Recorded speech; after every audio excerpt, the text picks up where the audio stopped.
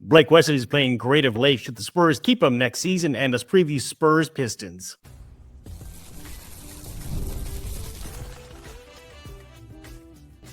You are Locked On Spurs, your daily San Antonio Spurs podcast, part of the Locked On Podcast Network.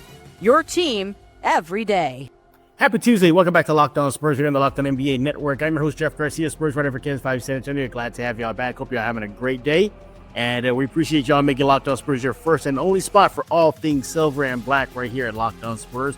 Subscribe to the newsletters in the description below. Also on YouTube, Spotify, iTunes, Kens 5 Plus app. Hey, seriously, pick anywhere you get your favorite podcast. We are there. Today's episode is brought to you by Monarch Money.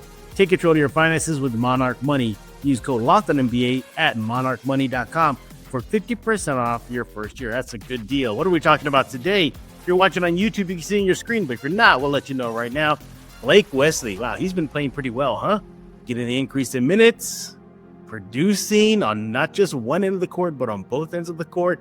We're going to look at some of the numbers tell us. What does the eye test tell us? And then the Spurs do hold a team option on him next season. Should the Spurs exercise that next season? And also looking at tonight's game, the Spurs Pistons. And man, those Pistons, I think a measure of revenge is needed because when they played them in Austin, they whooped up on the Spurs. And speaking of Austin, the guy that I sat with for that game, he is back, everybody. Matt Guzman of Spurs on Sports Illustrated, or should I say the one way to defend off the paparazzi now? We're going to tell that story later. But I heard you got mobbed by paparazzi recently. I did. It was crazy. We had Jeremy Sohan available to speak, and they all went to me and said it was crazy. Well, Matt will reveal the story in just a few minutes. By the way, everybody, make sure to follow him on X and Matt GZMAN, Matt Guzman. Get it, Matt Guzman? See how he did it there? Again, he's with Spurs on Sports Illustrated. Matt, it's been a while, man. How you been? I've been better at times, but I'm doing good. I'm glad to be back. I appreciate it. I'm glad everything's all cool and everything. Got the Mizzou hat going on, representing the school. What? Can you name any Missouri players that have been a Spur? I think the only Missouri players that have gone to the NBA are Michael Porter Jr. and Kobe Brown. Now he's with the Clippers, but it's been a long time since anybody has gone, so I don't think anybody's been a Spur. All right. Well, again, Matt is with Spurs on Sports Illustrated. He'll talk to you about that and much more in just a few minutes, including a very intriguing, and you bring the smile to my face too, story about what happened to him in the last Spurs game. Stay tuned for that. Matt, let's talk about Blake Wesley today. No De'Aaron Fox. Spurs have depleted the guard spot, so enter Blake Wesley. And he's been really taking advantage of the minutes. Really has been. Not just on one end of the court offensively, but defensively as well. Before we get into some numbers, what is the eye test telling you when you see him play? I mean, it's interestingly enough, it's honestly the same thing that we've seen from him, even back in training camp or back during summer league. Just the way that he guards on defense, especially on ball, is something that really kind of boosts his entire repertoire of skills. And I think that he definitely uses that to his advantage. He's smaller, but he kind of gets around quick. He's shifty. He's able to guard, whichever player you throw at him, whether it's the team's best player or just whoever's hot. You can throw Blake Wesley at him. And on offense, I mean, he can get to the rim. He's not an amazing shooter, but, right now the eye test is telling me that, he's been waiting for this moment and he's definitely, going out there putting all the effort that he can. Yeah. Go ahead. Sorry about that. Oh, no, just he's definitely making his minutes count. Yeah, right on your coattails there, right there. I think exactly what he's doing. He's taking advantage of the minutes freed up with De'Aaron Fox out. Look, and also a big sign to him. Look, they could have gone to Malachi. They didn't. They could have gone to somebody in the G League. They didn't. They went to Blake Wesley. And what I like about it that he pushes the pace. He's very up tempo, and I think the Spurs need that to get on transition, especially on offense. And really, what Devin Vassell had to say. After the win versus Toronto, he commented on that, saying Blake Wesley makes a difference every time he's on the court, not just on one end, but on both ends. He impacts the game. You're seeing that offensively, again, pushing the tempo, getting the Spurs out in transition. Defensively, just being a pest, being a headache for the opposing players that he's defending. One other thing, too, and I think it's like one of those intangible things here, I just like the fact he's taking advantage of the minutes. He was buried on the bench for a good bulk of the season. And now with Fox is out, he's taking advantage of that. So I like the fact he's just been ready, Matt. Your thoughts?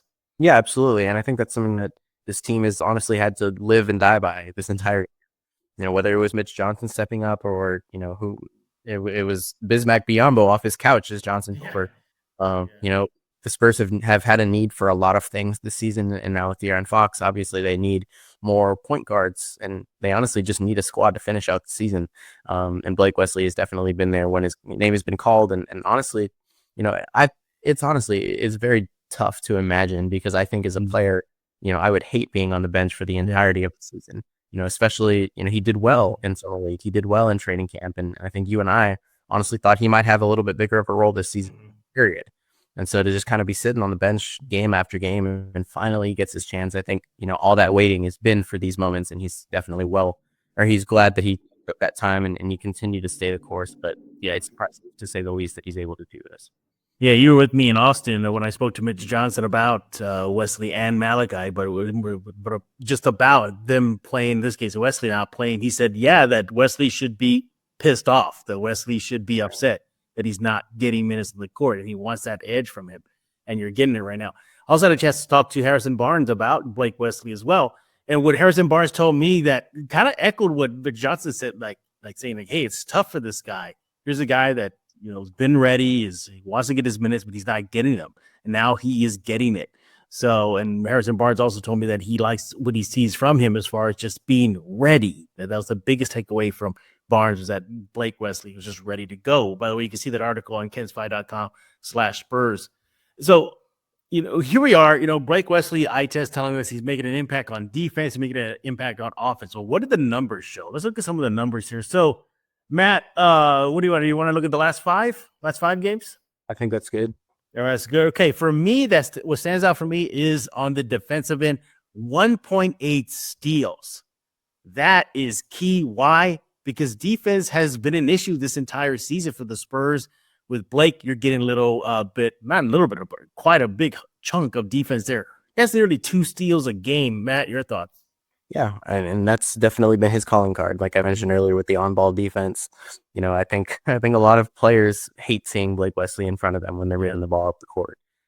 So for him to kind of get in there and use his size and use his the quickness that he has to kind of get that ball jarred loose here and there. And it's funny you mentioned last 5. I just looked.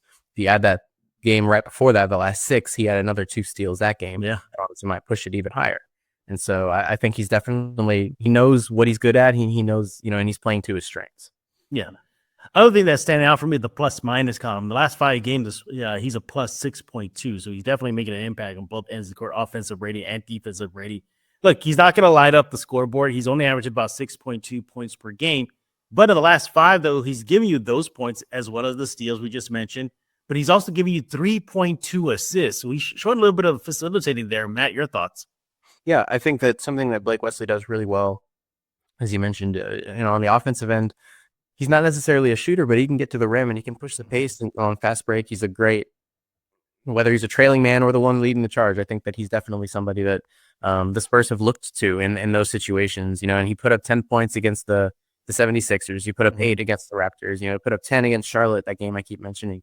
And so I think, Blake, he's not going to be that star for the Spurs, but for right now, what they need is somebody who's willing to bring the effort, push the pace, and kind of deliver on offense and defense. And he's done every little bit of those things. I'm looking at that picture right there, Matt. I think you can take him, man. Matt, I think you can take him right there. Look at that. Me? Yeah. Oh, man. I think I will buy me quicker than we would even realize. But anyway, you're looking at some of the numbers here. Again, there's some stuff that he still probably needs to work in. Sure. The 3-point shot, look at that in the last 5 games. I can pull it up here. Give me 2 seconds. Actually, it's not too bad in the last 5 games, 40%, but he's only averaging about 2 a game and he's making about 1. So it was 0.8. So that's that. So maybe that could increase a little bit though.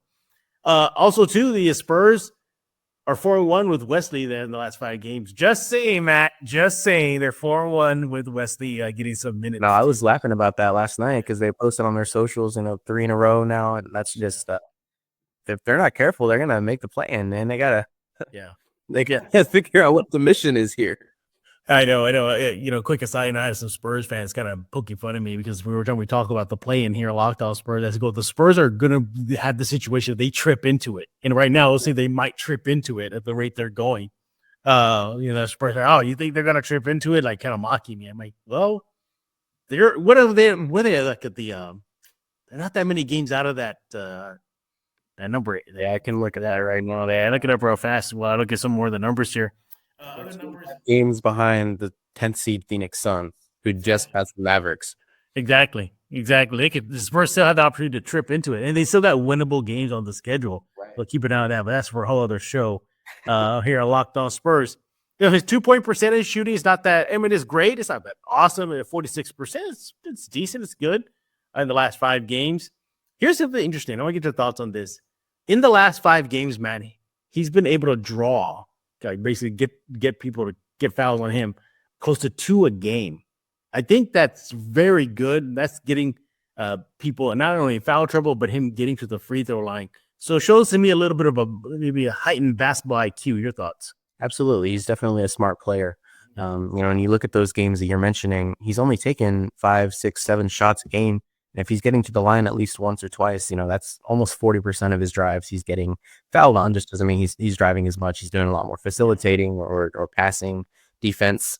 And so I think it's a good sign. I think that's something that he can continue to build upon, especially when he's a smaller guard. He can use that to his advantage, and he can sneak by guys at the rim. And if he gets bumped, he can make a big deal out of it. He can kind of draw those fouls and get to the line. And I think that's a skill that he has that the Spurs, could definitely use. He is Matt Guzman with Spurs on Sports Illustrated. We're not done talking about Blake Wesley. We're looking at some more of the stats here. What numbers stand out for Matt when we get back, as well as ask the big questions. Spurs have a team option on him next season. Should they exercise that? Right here on Locked On Spurs. Once again, we are here with Matt Guzman of Spurs on Sports Illustrated. Follow him on X at MattGZMAN. But first, let's talk about Monarch Money. Ever check your bank account and wonder, where did all my money go? Between dining online, shopping, entertainment, it's easy to lose track. That's where Monarch Money comes in. Your personal CFO, giving you full visibility and control over your finances. Money Monarch isn't just a budget app. It's a complete financial command center. You can track all your accounts, investments, and spending in one place, so you just stop managing all your money and you start building wealth. Look, you get surprising insights. When I started using Monarch, I realized just how much I was spending on food delivery. Now I budget smarter and save more. Easy collaboration, managing money with your partner smoother than ever. You can track shared or personal accounts, set goals, stay on the same page without the stress, all in one convenience. Instead of juggling multiple apps, you use Monarch to check your finances, track spending, even plan long-term goals. Right now, you want to take control of your finances with Money Monarch. Use code LOCKEDONNBA at monarchmoney.com for 50% off your first year. That's monarchmoney.com, code LOCKEDONNBA for half off your first year. A Jedi uses the Force.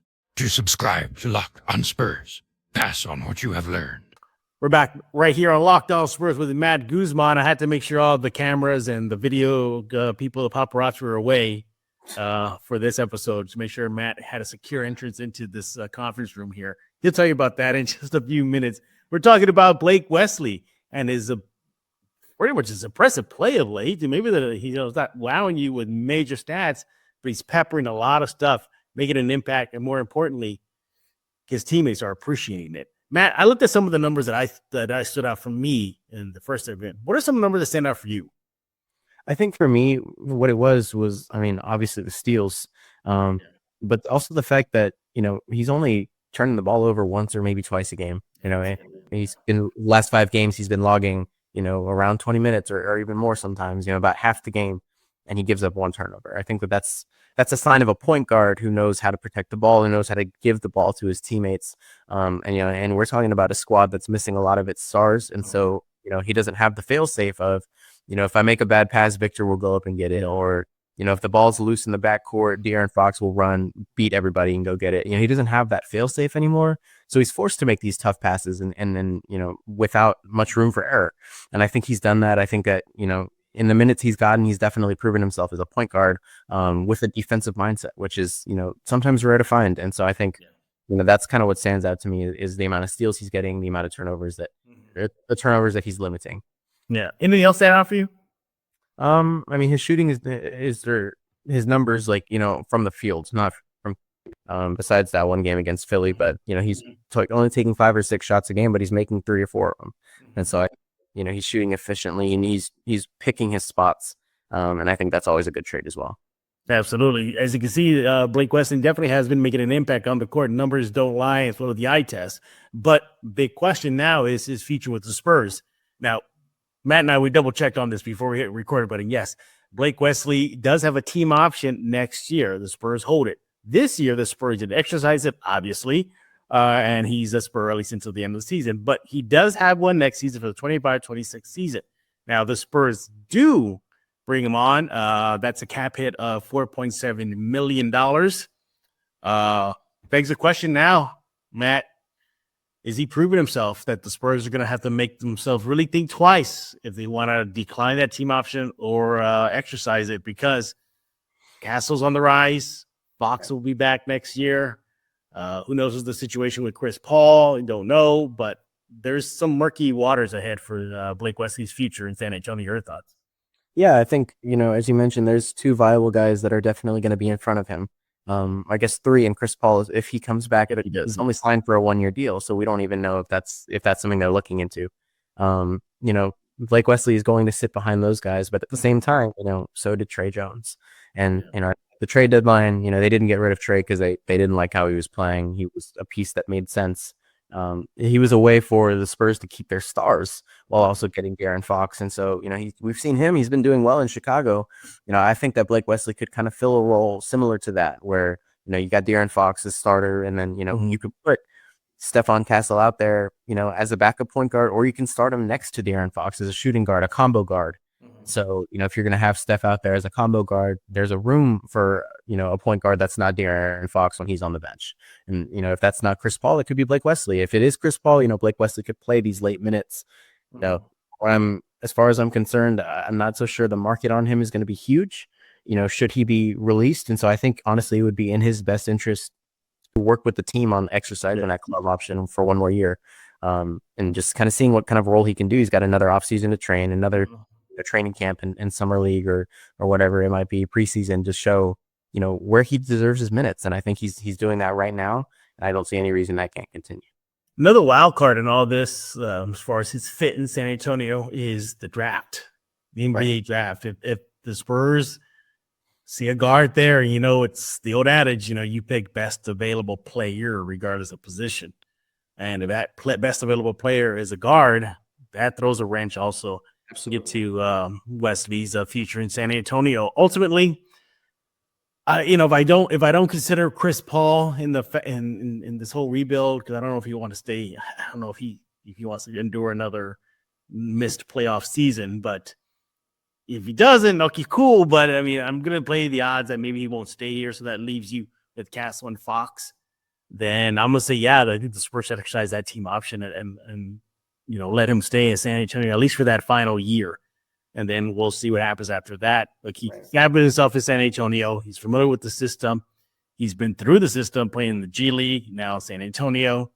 And he's showing that, obviously he's not De'Aaron Fox, but he's a good Band-Aid, while Fox is out defensively and offensively. They call De'Aaron Fox Swiper the Fox, right? Because he steals. Well, Blake Wesley is pretty much doing the same thing in Fox's absence. He's not going to light it up as Fox on the offensive end of things. That could be Mr. Clutch, but he's pushing the pace. He's getting you some buckets, and more importantly, he's getting defensive done. And I think right now the Spurs' big issue is defense. He is doing that. But I do agree with you, Matt. If he can work with the team, and up to this too, the Spurs, I mean, they're just sitting on a boatload of cash too. It's not like he's going to hurt their cap situation. Right. The only thing he can hurt is just the rotation. But do you think that maybe he may? I mean, minutes, man. Players want to play, and I could see another team kind of maybe low key chasing him in the offseason. Yeah, and if that ends up being the case, I don't blame Blake Wesley for taking an opportunity that's put in his path. And so it's something interesting. You mentioned the defense. And I talked to Jeremy and Steph about this last game. Something that they were telling me was about I think it was related to what Mitch Johnson said a couple games ago. Like when a team is missing its stars, the identity begins to change naturally. And so, the Spurs right now have a solid group of players who are all very defensive heavy. You got Jeremy Sohan, you have Steph Castle, obviously that was his calling card right from the get-go. Blake Wesley, I think he's been called a bulldog on defense. You've got all these guys that are willing to play defense, and they're kind of bringing a different defensive presence than Victor does. And so when Victor's back, it only heightens everything. He's gone and at least tries to fill that gap or that void. And so I don't see any reason you don't keep a guy who plays great defense, who's willing to be patient and bide his time. And from all we've heard about how much players love working under the Spurs organization, or working with this coaching staff. And if Popovich does decide to return, that's another year of Popovich that Wesley would get or any player would get. So I think, I could see that happening, like you said, another team, willing to give him more minutes. And I don't blame him for taking that opportunity. But I also don't think that there's really a negative in keeping him around for one more year. Yeah, exactly. And I can even see the Spurs coaching staff being like, or just the Brian Wright being like, yeah, go get money and go get your minutes. Very similar to like what happened with Boban, when Boban wanted to stay in San Antonio, but Detroit was offering him a better contract, more minutes. Pop was the one that says, no, you got to go. What are you waiting for? So I can see that. Also, reason why I want him to stick around too is he's a nerd like me. I never knew this. Yeah, he loves Legos, and every time we see each other in the hallway, we'll stop in the middle of the hallway and start talking about Legos. The last time I ran into him like that, he was with his mom, and we looked at each other, and he was like, "Oh, I got something to show you." So he slowly starts taking his cell phone out, and he's like, "This, come here." He was just showing me his recent build that he was building. I think he showed me his C-3PO from Star Wars. Okay. So he and I are talking about it, and then his mom is there like, "Who are you?" Like, what's going on here? So I think Blake likes to know that, hey, like with Jeff, I can get away with talking nerd stuff. I don't know what I can in the locker room. So, but yeah, he's a good locker room guy. Definitely. It's a Legos, not as big as like Miles Turner, but he definitely has some build. So hopefully I get to talk to him more about that later on. But there you have it. Blake Wesley with the eye test telling us. What are the numbers telling us? All that together, does it equal the Spurs exercising that team option? We say yes, but we want to hear from you. Let Matt know your thoughts on X at MattGZMAN, and make sure to check out his stuff on Spurs on Sports Illustrated. For me, check out Locked On Spurs YouTube. Just leave a comment there. We'll read it in the future episode of Locked On Spurs. When we get back, like tonight's game, Spurs Pistons. Can the Spurs get revenge? We'll talk about it with Matt coming up right here on Locked On Spurs.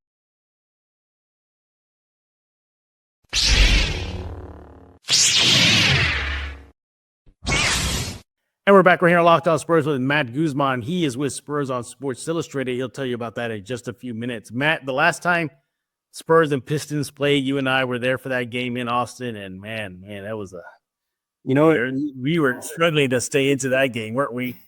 Yeah, we were sitting in the dining room before. I think they had barbecue that night. Yeah. And said, this is gonna be a blowout. No, we saw it going. Yeah, I made sure to get my full of brisket that night. For those of y'all who were in city with me, I had like plates and plates of brisket. But last time the Spurs played the Pistons, we mentioned it was not good for the Spurs. Lost in Austin, and it was not even close. It was a laugher for the Pistons. Spurs were on the wrong end of that stick. But you get a measure of revenge tonight in Detroit. Now the Spurs, or I should say the Pistons, coming to this game 6 in the East, and with a record of 40-32. Matt, this is not last year's Pistons team, is it? This is a tough out. Right, absolutely not. And right now this team has won 5 of its last 8. It's strung together multiple streaks of wins, including it looks like 8 from February 7th to the 28th. And so I think we got to watch that game against the Spurs was part of that group. Yeah. That team has really figured it out, and I think that it's one of the more intriguing teams to me in the Eastern Conference. Because you have Boston and Cleveland, obviously, we know that they're going to fare well in the playoffs. But I'm curious to see what this Pistons team can do, especially coming off a year where they, kind of fell below expectations with Monty Williams. And so I've been very curious to see what it's going to look like. I mean, it's a very strong squad, especially at home. The Spurs are going to have kind of a tall task, especially with the depleted roster they're dealing with right now. I don't see this one going too well, but, it's definitely, it's another, anything can happen. You never know. Yeah, now look at the last 5 games for the Pistons. Again, tough out. The numbers show it here. Matt, they have an offensive rating of 121.6, good for ninth, and in the NBA in the last 5. And in the last 5, again, a defensive rating of 112.4, good for 10th in the NBA. So, yikes. So, good luck Spurs there. And look, it's the Pistons are a physical team. They're just a big team, and right now the Spurs are a small team. And I think the Pistons are going to play right. They're going to just go big on the Spurs and try to muscle their way in to get the W. Also, too, you look at the last few games for the Pistons. Again, even though the numbers are good, they're just hovering a little bit over 500. They're 3-2 in the last 5 games. So, but also, credit to Cade Cunningham, just really showing why he was that top pick for them. An all-star berth, everything, really been playing well for Detroit. On the Spurs side of things, hey, Matt, they're on a 3-game win streak. Look at that. 3-game win streak. What have you been seeing the last 3 games from the Spurs? I mean, like we mentioned earlier, Blake Wesley's been a silent killer for him. He hasn't been leading the scoring or anything like that, but he's kind of been an anchor on defense. And one of those games was the Sandro Mamukelashvili legacy game. And so I think that kind of helped him get a win. Another time, Jeremy did well. Keldon did well. Harrison did well. It was definitely a by-committee effort against Philadelphia. This team has proven that, it's not quite done yet. I don't know. It's never going to come out. None of the players are ever going to say, yeah, we want to lose, or, they don't really care. So they're going to go out trying to win every night. It's worked the last 3 nights. If they could pull together another one using the momentum they've built, that'd be something else. But I think it's just a lot of them playing together and learning, how to fill the gaps that they've been missing. Yeah, I really want to see what this team Spurs look like against a formidable opponent. Look, no knock on the last wins for the Spurs, but they were not to this level. Philadelphia, they're in the tank mode right now. So, yeah, Toronto, same thing. So we'll see how they fare against a upper crust team out in the East and / NBA. Also kudos to Devin Vassell, really taking advantage of being, I guess, for lack of it, the guy, since they lost 2 of their guys, with Wemby and Fox, really putting up numbers, double figure scoring, 20+ point scoring is almost becoming a norm now for Vassell. Being consistent, everybody. He's actually being consistent. So see if that plays out.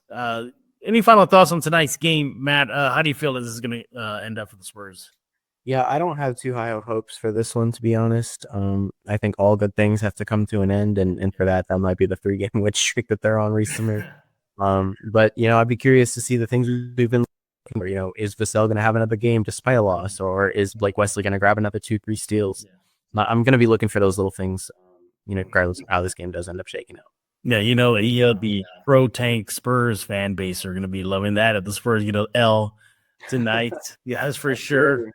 But we're done talking. We want to hear from you. What do you think about tonight's game, Spurs Pistons? And of course, our topic, main one today, Blake Wesley and his future. You let Matt know on X at MattGZMAN. And Matt, you have a story to tell us, right? What happened to you at the Frostbank Center recently? Yeah. After I went down to the media room and got my popcorn like I always do. And he does it, but I can attest to that. He always has to get his popcorn out.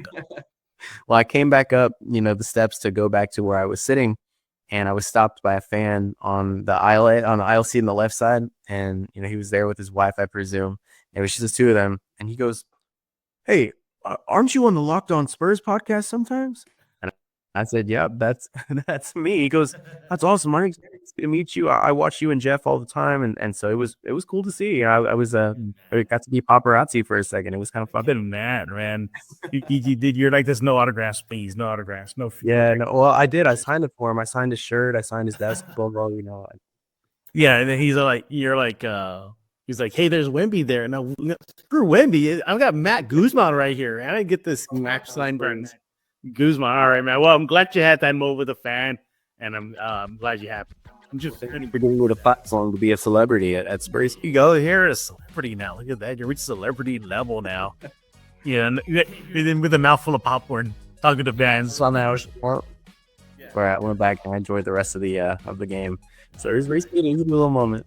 There you go. Matt had his moment. All right. There you go, Matt. There you go. Look at that. We're a pop star here on Locked On Spurs. Matt, as always, we appreciate you taking time out of your busy schedule to join us here on Locked On Spurs. And for everybody else, we thank y'all for making Locked On Spurs your first listen every single day. Free and available where we get a podcast, iTunes, Spotify, Ken's by Plus app, YouTube. We'll be back tomorrow talking all things silver and black as the Spurs season starting to wind down. It is winding down fast. Blake, it's going to be over already, but we'll get you through it right here on Locked On Spurs. So for Matt Guzman, by the way, Matt, tell us more about Spurs on Sports Illustrated real fast before I let you go. Yeah, well, I'm just working on I'm finishing up a piece about the Spurs kind of using basketball as a getaway, especially with how much, they've had to deal with this season. Got a good quote from Jeremy there just the other night to kind of wrap things up, and then hoping to just kind of put that out there and then let the season ride out as it goes. There you go. See, that's where you got to follow Matt again, man. Check him out on Spurs on Sports Illustrated. So for Matt Guzman, I am Jeff Garcia. We're going to put a lock on this episode of Locked On Spurs.